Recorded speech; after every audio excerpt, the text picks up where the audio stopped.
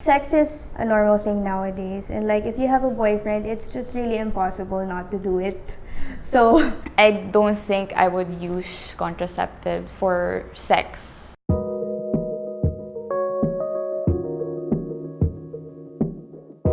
As quickly as you can, only answer with a yes or a no. Okay. Are contraceptives anti-life? yes. Yes. Yes. No. No, I don't think so. No. No. I mean, if you look at it kasi in a religious framework, anti-life is supposedly, doing something to prevent a pregnancy from happening. One of the uses of contraceptives is You kind of put a barrier into having a baby. By definition, it is anti-life. I think the idea of having birth control pills, somehow people are relating it to abortion. Some people say that contraceptives stop yung pagmimit ng sperm and egg. When that's not the case. There are some studies saying that hindi naman daw talaga abortifacients yung term eh. Abortifacients ang contraceptives. So, in the end, it's not contra life eh.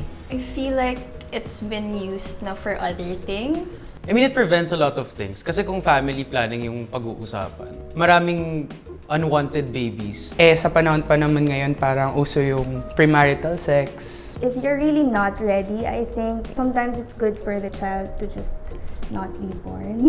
And at the same time, That's also good for someone's safety and also in health, in terms of health. I know a lot of people who use it for a lot of unwanted diseases, STDs, AIDS. acne or they have PCOS. They use it talaga and it helps them a lot. It's already a big issue in our country, HIV. Lalo pang lalala kung hindi tayo gagamit ng contraceptives.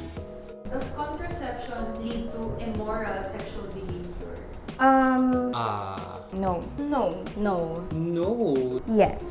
Yes. First of all, sa Philippines, madami kasing naisip na yung mga bata have more access to contraceptives and then they are prone to using them. Well, most of the time, parang people depend on it too much that they don't really care na they just keep on doing it. If you have that option to, do sex without the consequences, you have a lot more freedom to actually do it. To an extent, you're also kind of encouraged to do it now.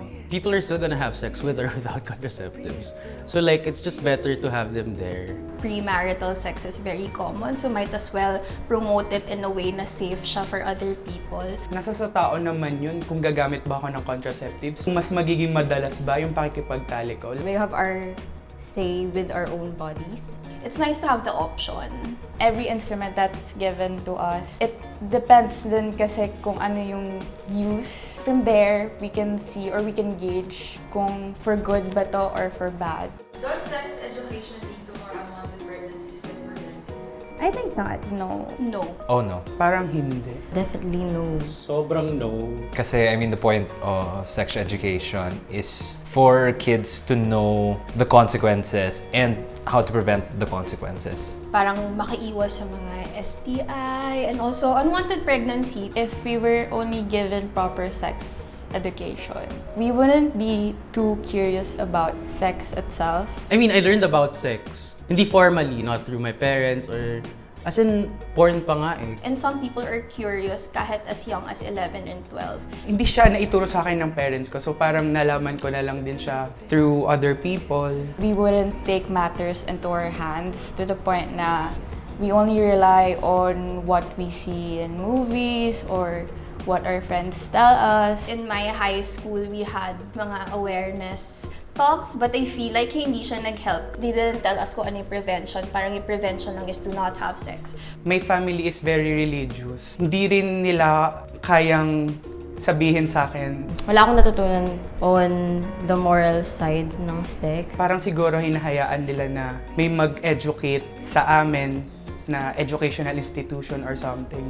A lot of my classmates were already sexually active. And then, like, hindi nyo man lang pinag-explain na, use a condom, be safe para you don't get STI. It's better to hear yung sex education from people who know what they're talking about. Like, for example, parents, teachers. Kung sex education yung pinag-uusapan, I feel like mas makakapag-isip ka for yourself. You teach a kid, use a condom to not have a baby. They're not gonna do the total opposite. Obviously, they're gonna use the contraceptives so that when they have sex, they don't have the baby. Is family planning unnatural? No. Hindi. I don't think so. No. No. No, No, I don't think so. Family planning is the most natural thing to do. nowadays kasi, actually necessary na siya. The pros of planning is you don't get yourself in a situation when you're not ready for it. Kasi pag hindi tayo nag-family planning, dumadami yung population, nagkakaroon ng more poverty. Ang sasalo ng consequence is yung iluluwal na sanggol kasi hindi pa siya nakakalabas sa sinapupunan ng nanay niya. Mamumroblema na yung magulang niya kung kaya niya bang buhayin yung anak niya. I want things to be aligned with my goals and kung ano din yung goals ng magiging partner ko. So for me, family planning, let's go. Would you ever use contraceptives? Yes. Yes. Yes, I would. Yes. Yes. In the right time, yes, I will. I used it before, but for medical purposes, like prescribed siya. But other than that, I don't think I would use contraceptives for sex. Sex is a normal thing nowadays, and like if you have a boyfriend, it's just really impossible not to do it. So, I've never been in a situation na I needed to use it, but if I have to, then at least I have that option. Hindi. As a woman, I want to be able to have the number of kids that I really want to have. I should have consent with what I do with my body. I mean, I wouldn't want to have a baby now. I want to have a baby when I'm very stable.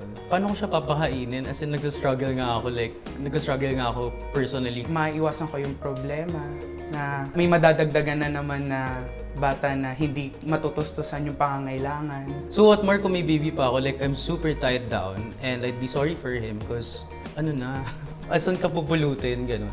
Hindi naiintindihan ng tao na porket anti ka or like pro ka, when you have that option, at least yung mga pro, they can use it. You don't have to use it. We're not saying you use it if you're anti it, but at least the people who needs it, they have the option to just get it and be safe. Yun lang.